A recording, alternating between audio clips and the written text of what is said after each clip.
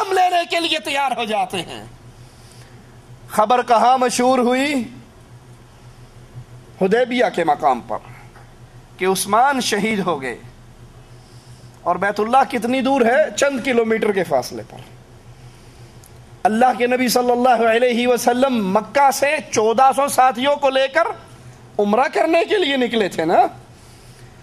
یہ دعویٰ کرنے والوں، ہمارے پیروں کو پورا علم غیب ہے، بزرگوں کو علم غیب ہے، نبی کو علم غیب ہے۔ جب نبی کو علم غیب ہے تو پھر یہ عمرے کا سفر کیوں ہوا؟ اگر آپ کے اس دعوے کو مان لیا جائے کہ اولیاء کو علم غیب ہوتا ہے، اولیاء کے سردار محمد کے صحابہ ہیں صلی اللہ علیہ وسلم، یہ نبی کے صحابہ مدینے سے کیوں نکلے؟ اگر اولیاء کو علم غیب نے تو پہلے پتہ اللہ کے نبی راستے میں سے ہی واپس آنا ہے، جانے کا کیا فائدہ ہے؟ عمرہ تو ہم کر ہی نہیں سکیں گے۔ نبی کیوں نکلے؟ عثمان کو کیوں بھیجا؟ سنیے، حضرت عثمان مکہ میں زندہ ہیں اور اللہ کے رسول صلی اللہ علیہ وسلم اور آپ کے صحابہ خون عثمان کا بدلہ لینے کے لیے تیار ہیں۔ ایک درخت کے نیچے بیٹھتے ہیں، لوگوں سے عثمان کے خون کا انتقام لینے کے لیے بیعت لیتے ہیں، اور اللہ کے نبی کا انداز دیکھیے، اپنے ایک ہاتھ پر اپنا دوسرا ہاتھ رکھ کر اپنے دوسرے ہاتھ کو عثمان کا ہاتھ قرار دیتے ہیں۔ یہ میرا ہاتھ ہے، یہ عثمان کا ہاتھ ہے، یہ ابو بکر کا ہاتھ ہے، یہ عمر کا ہاتھ ہے، یہ علی کا ہاتھ ہے۔ 1400 صحابہ آقا علیہ السلام کے ہاتھ پر جنگ کی تیاری، حالانکہ جنگ کرنے کے لیے نہیں آئے، گھوڑے پاس نہیں، اسلحہ پاس نہیں، جنگ کی تیاری نہیں، ساز و سامان نہیں، اور مقابلے پر جن سے جنگ کرنی ہے وہ اپنے گھر میں موجود ہے، دشمن اپنے گھر میں ہے، دشمن اسلحے سے لیس ہے، دشمن کے پاس بہت بڑی نفری ہے، اور نبی 1400 ساتھیوں کو لے کر بے سر و سامانی میں، لیکن محبت عثمان کا اندازہ کیجئے، آقا کو اپنے اس سفیر سے، اپنے اس داماد سے، اپنے اس صحابی سے کتنی محبت تھی۔ اس بے سر و سامانی میں کہتے ہیں یہ محمد کا ہاتھ ہے، یہ عثمان کا ہاتھ ہے، ہم اس وقت تک لڑیں گے جب تک عثمان کا بدلہ نہ لے لیں، اور واپس نہیں لوٹیں گے، بھلے ہم لڑتے لڑتے سارے مارے جائیں۔ درخت کے نیچے آقا علیہ السلام 1400 صحابہ سے بیعت لے رہے کہ آسمان والا قرآن نازل فرما دیتا ہے، اللہ کے رسول علیہ السلام پر قرآن حکیم کی یہ آیات نازل ہو جاتی ہیں، لقد رضی اللہ، یہ کہنے والوں کہ یہ 4 ہی مومن تھے، باقی کوئی بھی مومن نہیں تھا ان میں سے، یہ 1400 ہیں، اور 1400 بے سر و سامانی کے اندر جنگ کی تیاری کر چکے ہیں، مرنے کی بیعت ہو چکی ہے، کیونکہ کافر ہے تو کرتا ہے شمشیر پہ بھروسہ، مومن ہے تو بے تیغ بھی لڑتا ہے سپاہی۔ ان کی محبتیں، ان کا پیار، ان کی عظمتیں، جنگ کی تیاریاں، اور یہ سارا کچھ دے کر اللہ بھی ان سے راضی ہونے کا سرٹیفکیٹ نازل کر رہا ہے۔ لقد رضی اللہ عن المؤمنین، اللہ ان مومنوں سے راضی ہوا، ان میں ابو بکر ہے، ان میں عمر ہے، ان میں صحابہ کرام ہیں، اللہ کے نبی علیہ السلام کے ساتھی 1400 صحابہ، اور اللہ 1400 کو سب کو مومن کہہ رہا ہے، اور سب کے بارے میں کہہ رہا ہے لقد رضی اللہ، اللہ ان سے راضی ہوا، اور یہ ہے کون؟ عن المؤمنین، یہ اہل ایمان ہے۔ تمہارے اس دعوے کی کیا حقیقت ہے کہ صرف 3 یا 4 یا 7 مومن تھے، باقی سارے نعوذ باللہ منافقین کا ٹولہ تھا؟ لقد رضی اللہ عن المؤمنین اذ یبایعونک تحت الشجرہ، جب تیرے ہاتھ پر اے نبی یہ درخت کے نیچے بیٹھے بیعت کر رہے تھے، اللہ تجھ سے بھی راضی اور ان سب سے راضی۔ اگر اللہ کے نبی کو علم غیب تھا تو قرآن کی اس آیت کے بارے میں کیا کہو گے؟ نبی کی اس بیعت لینے کو کیا کہو گے؟ اللہ کے لیے سوچنا، اللہ کے لیے اس عقل کو استعمال کرنا، مذہبی تعصب سے باہر نکلتے ہوئے، پیروں کی اندھی تقلید کے تعصب سے باہر نکلتے ہوئے، اگر یہ مان لیا جائے رسول اللہ صلی اللہ علیہ وسلم کو علم غیب تھا تو پھر نعوذ باللہ یہ جو بیعت رضوان جو ہو رہی تھی، کیا یہ ڈرامہ تھا؟ یہ کوئی فلم کا سین کیا تھا؟ یہ نبی کو حقیقت معلوم تھی، پھر بیعت کس بات کی؟ آسمان سے وحی کس بات کی؟ ادھر بیعت ہو رہی ہے، مسلمان بھرپور جنگ کی تیاری کر رہے ہیں، ادھر سیدنا عثمان رضی اللہ عنہ وارضا صحیح سلامت رسول اللہ صلی اللہ علیہ وسلم کے پاس پہنچ جاتے۔ لیکن کفار کو مسلمانوں کے جذبہ جہاد کی خبر ملتی ہے کہ یہ تو بے سر و سامانی کے اندر بھی لڑنے مرنے کے لیے تیار ہو گئے، تو مجبوراً کفار مسلمانوں کے ساتھ چند شرائط پر صلح کے لیے تیار ہو جاتے ہیں۔ سیدنا عثمان رضی اللہ عنہ وارضا خیبر کی جنگ کے اندر بھی امام الانبیاء امام اعظم محمد رسول اللہ صلی اللہ علیہ وسلم کے ساتھ رہے، فتح مکہ کے موقع پر بھی نبی کے ساتھ رہے، اور تبوک کی جنگ کے اندر بھی سیدنا عثمان رضی اللہ عنہ وارضا رسول کریم کے ساتھ رہے۔ غزوہ تبوک سے واپسی پر میرے نبی کی دوسری بیٹی حضرت عثمان کی دوسری بیوی ام کلثوم چند دن بیمار رہ کر اللہ کو پیاری ہو جاتی ہیں۔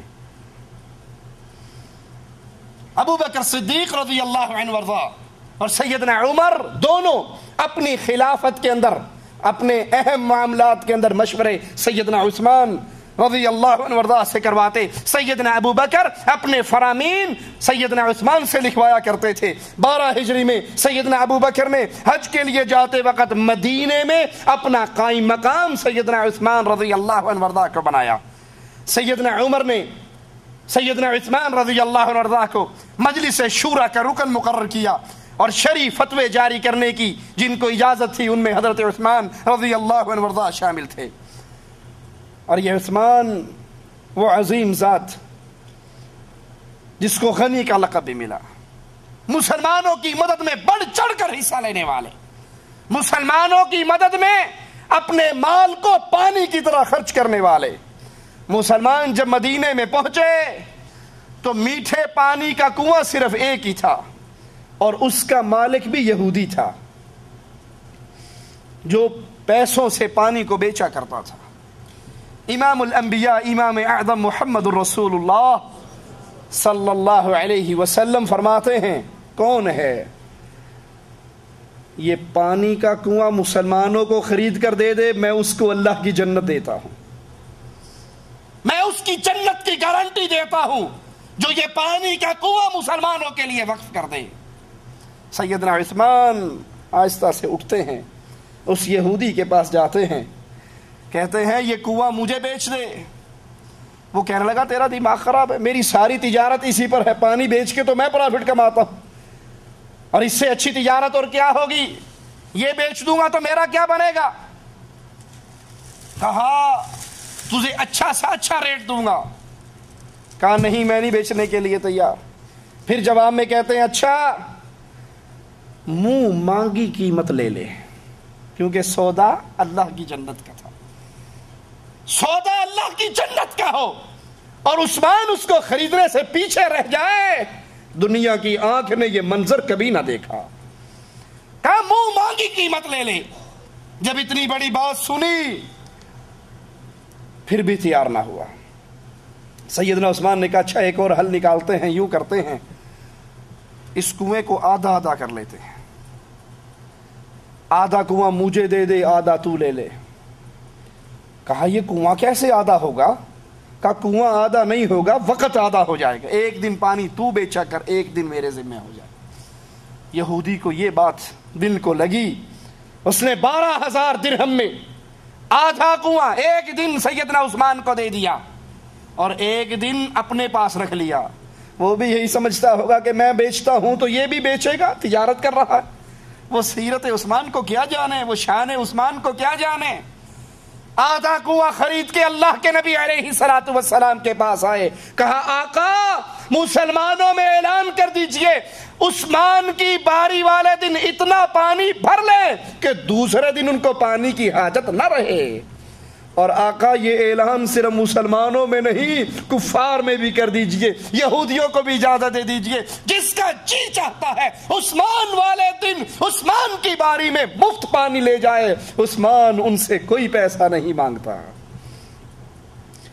جب یہ سلسلہ چلا یہودی اپنی باری میں خالی بیٹھا رہتا، جس نے پانی بھرنا پہلے دن ہی بھر کے لے گیا، پھر اس کو سمجھ آیا میں کتنا برا فیصلہ کر کے یہ آدھا کنواں بیچا، مزید 8000 درہم سیدنا عثمان سے مانگ کر پورا کنواں وہ حضرت عثمان رضی اللہ عنہ کو دے دیتا ہے۔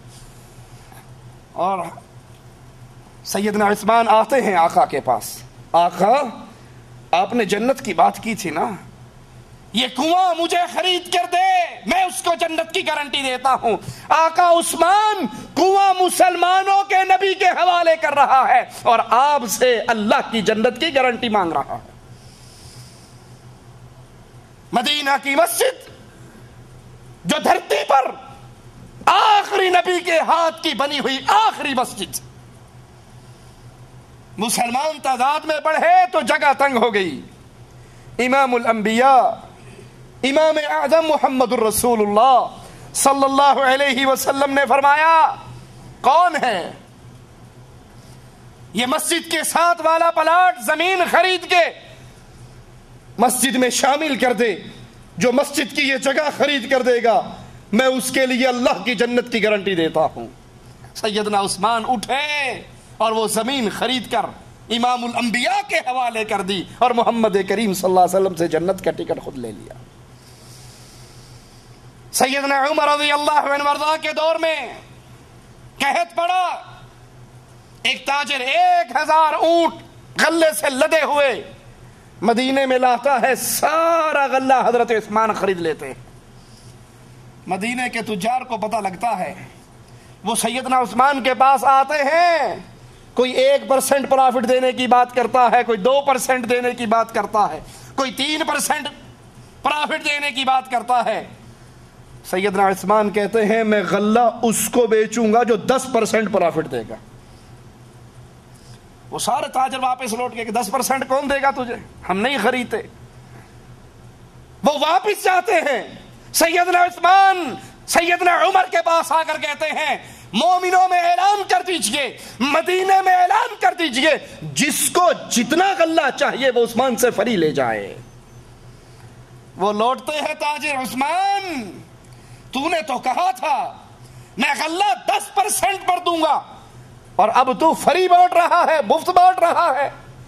کہا تمہیں نہیں پتا میرے رب نے 1 درہم کے بدلے 10 نیکیوں کا بدلہ وعدہ کر رکھا ہے، تم 1 درہم اللہ کے راستے میں خرچ کرو، اللہ 10 گنا اس کا ثواب دے گا۔ میں نے 1000 اللہ کے راستے میں